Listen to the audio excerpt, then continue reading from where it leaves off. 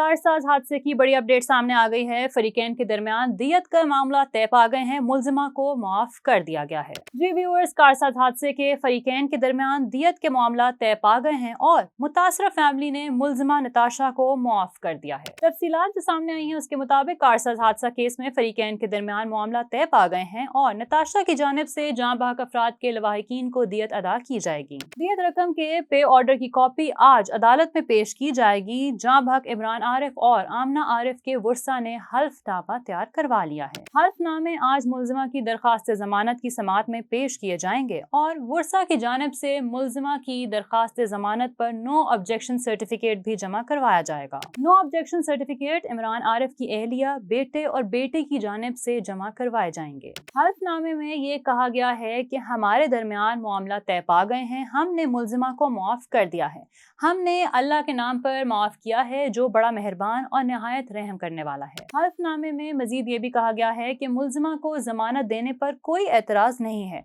हादसा जानबूझकर नहीं किया गया, बगैर किसी दबाव नो ऑब्जेक्शन सर्टिफिकेट दिया।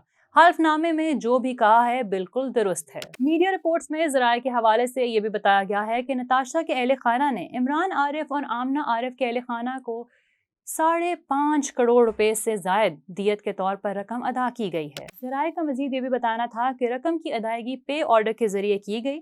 मुलजिमा की जानिब से जाँ बहक अफराद के किसी रिश्तेदार को कंपनी में मुलाजमत भी दिए जाने का वादा किया गया है। इसके अलावा वाक़े में जख्मी होने वाले अफराद के साथ भी मुलजिमा की सुलह हो गई और जख्मियों को अलग से रकम अदा कर दी गई है। ज़राए ने यह भी बताया कि फरीकैन के दरमियान दियत का मुआहदा जो है वो शरई कवानीन को मद्देनजर रखते हुए किया गया है। व्यूअर्स, याद रहे कि मुलजिमा नताशा दानिश ने 19 अगस्त को नशे की हालत में अपनी टोयोटा लैंड क्रूजर को लापरवाही से चलाकर 60 साला इमरान आरिफ और उनकी 22 साला बेटी आमना को कत्ल जबकि 3 अफराद को जख्मी कर दिया था। मुलजिमा का ताल्लुक एक अमीर कबीर सनतकार घराने से सामने आने के बाद इस वाक़े ने सोशल मीडिया पर शदीद गम और गुस्से को जन्म दिया था। हादसे में बाप बेटी की मौत पर मुलजिमा के खिलाफ मुकदमा दर्ज करके उसे हिरासत में ले लिया गया था और टेस्टों के बाद ये बात सामने आई थी कि मुलजिमा उस वक्त नशे की हालत में गाड़ी चला रही थी।